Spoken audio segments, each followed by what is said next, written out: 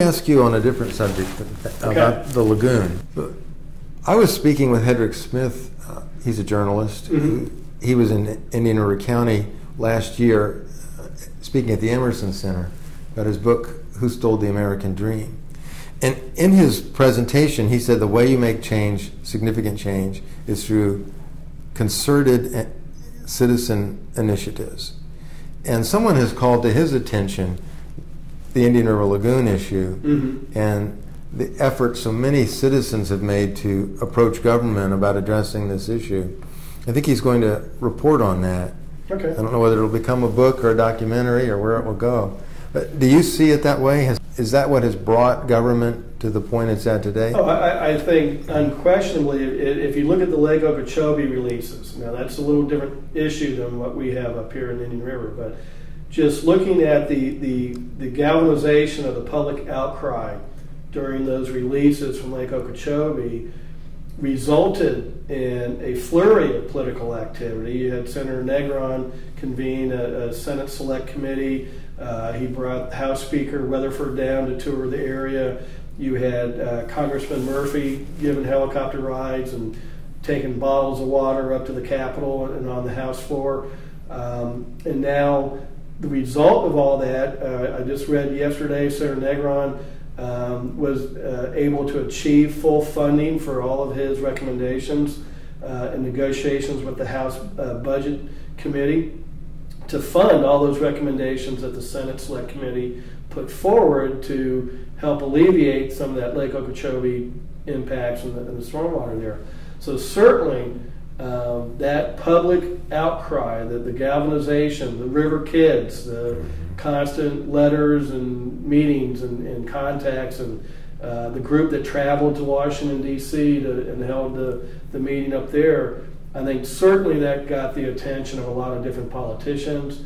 And now we're seeing the fruit of that by the funding that Senator Negron was able to achieve to bring down to that area. Impacts and the Okeechobee discharges, we weren't kind of really the sexy disaster like down south was. We didn't have frothing, foaming gates releasing water and helicopters and green, and all this stuff. We just had a big die-off of seagrass, which is kind of below the water surface, wasn't noticed, and catastrophic. But it didn't get the coverage and the outcry like the Lake Okeechobee releases did. Now, Senator Negron, working with Senator Altman, they did get $20 million for muck removal up in Brevard County, so that's a good step towards helping to alleviate some of those issues. But really, we're kind of like the forgotten stepchild here. We didn't get the press, and while some of our population was vocal about it, it didn't reach that critical mass like down south with the Lake Okeechobee release. If more money were available, how would it be used? How could it be used? Well, the county's done several projects already. We've got 3 main projects out there where we're currently removing nitrogen and phosphorus from the water before it gets to the lagoon. We have our skimmer project in the main relief canal where we're taking out thousands of pounds of nitrogen and phosphorus. We have the egret marsh, the algae marsh out west of town. That's taking out thousands and thousands of pounds of nitrogen and phosphorus. From the county's sewer system, water system?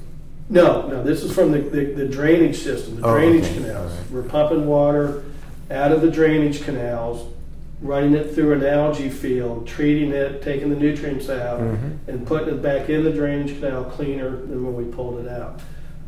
And that's just strictly runoff water. That's the drainage canal. Same with the skimmer. That's on the main relief canal. So that's all drainage water. And then we have our Spoonbill Marsh project where we're taking river water and filtering that and sending that back out into the river cleaned up with the nitrogen and phosphorus removed. We've built a very successful oyster reef that one is providing habitat that's been lost because of the seagrass loss, and 2, the oysters actually filter out the nitrogen and phosphorus, so we're cleaning the water that way. So we've already got projects in hand that we're currently doing. The next big step is taking the millions of gallons of water that's still flowing into the lagoon and trying to find more upland areas to store and treat that water before it goes into the lagoon. So if there were funds available, finding the land and building those large treatment areas would be the next step. Are you referring to the reversing the flow, sending the water well west of town and storing it there for a while? I'm not opposed to storing it. I mean, west of town is where we're going to find the land. Mm-hmm. Obviously, downtown Vero, you don't have 10,000 acres to do this. The one concern I have is the lagoon is such a great estuary because it is a mix of fresh and salt water. It's brackish. That's what gives it the diversity it has and what makes it so special. So the lagoon does need fresh water. So we need to keep in mind that it does need a supply of fresh water so it can be mixed and be that brackish, diverse lagoon. But it needs clean water, and it needs water at a kind of a constant flow. You know, historically it just used to be a sheet flow coming in, just like the Everglades. Mm-hmm. So you just had a constant level of fresh water that was very clean, and everything worked great. Mm-hmm. So if we can replicate that, if we hold the water west of town and clean it up and treat it, and then let it out at a constant rate, instead of, after a rainfall event, you just get a big slurge. Mm-hmm. That would be great for the lagoon because we'll clean it up and we'll put it out at a steady, constant flow, and that way it can mix. There's no rapid changes in salinity or anything like that, and the lagoon will be healthy. So that's going to be discussed and fleshed out. I think that's the next big step. And what it would take. Is actually last week we approved a moving forward with some consultants to take a look at starting to sketch out that concept. In addition, tying it to a water supply concept as well, because St. John's has already told us, the wells, the aquifer, there's going to be shortages in the future. So looking at surface water will be the next, the cheapest source of water. Dan Ritchie was on local radio, Dan Ritchie in the citrus industry. Well, yeah. And he was calling in from Tokyo. He was there not negotiating a trade deal for citrus, but he was looking into rice farming. And the interviewer said, well, don't you need a lot of water for that? And Dan's answer was yes, and so we're looking at pumping the water west. I had heard of reservoirs described to hold this water and filter it, but that was the first time I'd heard the suggestion that the water would be used for farming rice west of town. Right. And then I wondered how that would impact the overall plan as it relates to the lagoon health. Right. Has that come up in your discussion? We haven't talked specifically about a crop being used with that water. The concept of water farming has been out there for a couple of years now, where, say, St. John's Water Management District, you're a citrus farmer. You've got 10,000 or 40,000 acres that's been decimated by canker and greening. You can't make a profit growing citrus. Water Management District says, hey, Mark, we'll pay you to hold some water on your citrus land. We want to clean it up, and then we're going to send it somewhere in the future, but we'll pay you X amount per acre foot of water you keep on your property. You as that grove owner looking at it saying, well, I can't make money right now in citrus. This will give me something to make money on my land without having to sell it for development. So I'm not farming citrus, I'm farming water. I can make enough revenue to pay my taxes, pay my bills, and then maybe someday in the future they'll have a cure for greening and I can go back to citrus. So if they can find another crop, such as rice, and I don't know the specifics, but what I'm guessing here is that the rice, when that water's pumped in there, it's got the nitrogen and phosphorus and nutrients in it.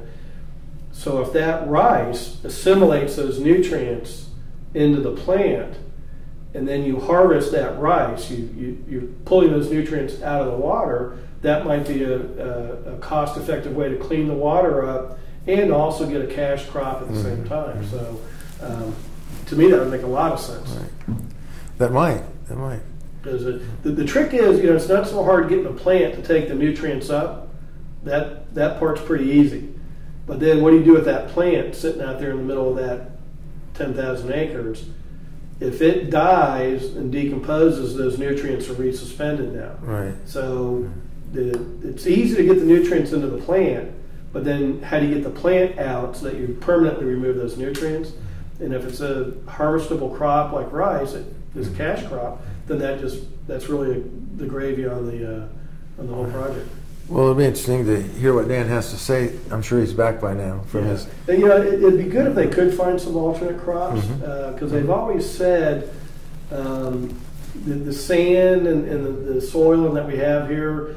They've always said that citrus is the only thing that'll grow good here. So if they can find other crops that will grow here, I think that anytime you can diversify your base like that, I think it's a good thing. I think